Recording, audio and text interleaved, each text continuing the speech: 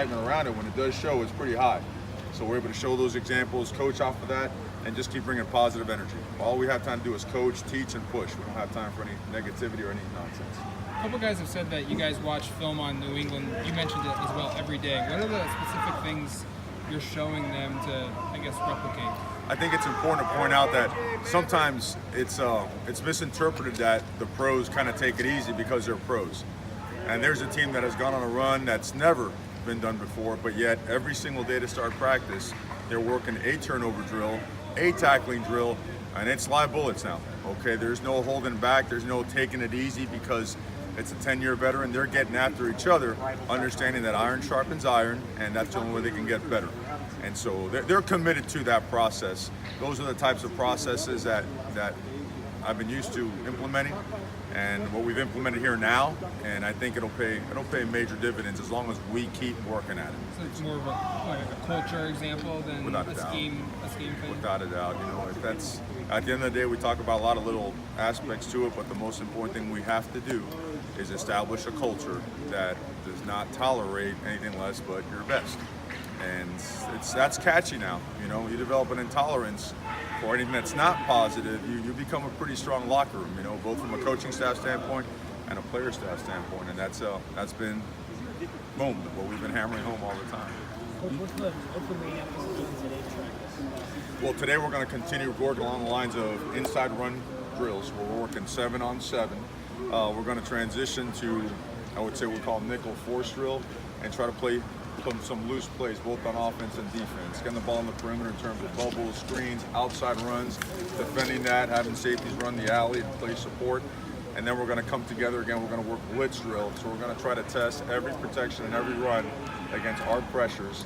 And once that's done, we are going to go just play the team. Just going to play the game. Put the ball down, play the game, and let's see our guys play situational football as it happens, as opposed to just creating it. Now, along the way, we will have a tempo period, about a 10-play rack, where there are no substitutions, and we get used to calling it, defending it, and we're also going to have a little old school, we used to call it hamburger drill, Oklahoma drill. We'll start practicing some of that stuff, so hopefully you guys get a little treat and get your Monday morning started right. What's your method for letting players know where they stand within kind of that evaluation? Straight up honesty. There's no agenda. We don't pull punches. Please understand, I was raised the right way, right DNA. Always believe in confronting and demanding and being honest.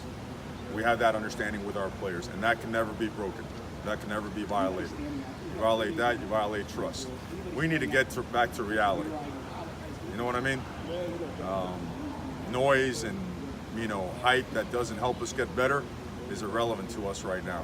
We got to get to the nuts and bolts and the basics of being a good football team, loving each other, respecting each other, and pounding away at making sure we get good at playing and executing football. I was talking to a player who was a walk-on for you at FIU, and he was just saying that you gave him like a sheet of, if you want to get any playing time, here's all the things that you're going to have to do. Yes. How do you kind of go about that approach with especially kind of guys that are, you might not know where they land on getting that sort of feedback from a coach? No, but that's part of our process. At the end of spring, not that we're qualified doctors, we are football type of doctors. At the end of spring, every position coach meets with their position players. I meet with every single player, and from an academic standpoint, a strength and conditioning standpoint, an off-the-field standpoint, and a football standpoint, we give them an evaluation, we meet with them, tell them where they are, and we, in essence, write a prescription.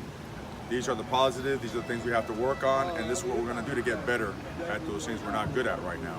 And that way there's direct feedback, there is a plan, and now we can execute that plan. You've got a tangible, concrete kind of plan that we can sink our teeth into and get after it to get better. How much did You guys want one? Change your life, man. George Moore take advantage of last year being able to kind of launch Crosby and develop? You can't have a better mentor than Terrell Crosby. He's actually still on our message group. Our message, what's I call the thread, is when you get the offensive line, sending out all the motivational stuff, many times everything else. So it's kind of neat every now and then Crosby's little message will pop up. Love you guys, wish I was there. I wish you were here too, man. So it's invaluable when you have a mentor like that, a guy that led by example, a guy that was consistent on a daily basis. And I think you know how I feel about Terrell. It can't get a better example for our team at any position than what he is for us in this program. What do you think George's prescription would be to take advantage of his physical talent? The first thing was he needed to weight room. He needed to develop from a strength and conditioning standpoint. More core strength, balance and body control, hip and ankle flexibility. He's done that. He moves a heck of a lot better now than he did before. Second, you need to really own the playbook. Not just kind of know what to do, but own the playbook. Be a master of your craft. What to do, how to do it, why to do it that way, and what the defense is doing, so that he could have more eye discipline. The old school, see a little, see a lot mentality. Those two things were paramount. And then third was playing with more effort, which he has certainly come a long, long way. And he's in better shape, so it's a little bit easier for him. What are your thoughts on Tanner Crew and his what he did in this postseason? Awesome. He was here. He popped in yesterday. And he's certainly excited for Pro Day coming up. He did a great job at the combine. Looking forward to watching him play a long, long time. Again, another great example for our guys. The offensive line's kind of your baby. Can you give us an idea about how they're doing? Yeah, we've got a couple of vets on there, and we're mixing and matching some positions. You've seen Throckmorton taking a lot of reps at center. Very versatile player. And with Jake nursing, a minor injury for the first part of spring, it's critical that we develop a second and third center. And not only Throckmorton, but also Alex Forsythe. Ryan Walker's done a great job as well. We'll certainly try a freshman in there also.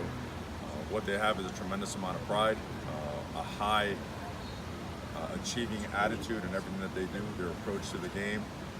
It's a really, really unique room. These guys are really special and unique as to how they approach the game and how they hang out with each other. The message to them is you're an older group, it's time to get a little bit uncomfortable, and you got to start affecting your teammates.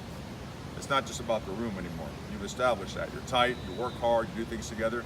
Now start taking that next step and affect your teammates. Because for us to be good, the big guys have to be the guys that are the hammer. They've got to be the guys that set the tone. They've got to be the guys that hammer away at the directives and the philosophy and the vision of what we're trying to accomplish. And I think they're ready for that. Ready for that.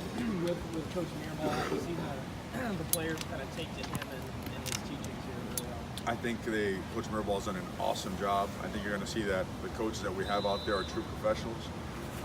Every single one of them is really working their tails off to make sure that our players understand that we're going to teach.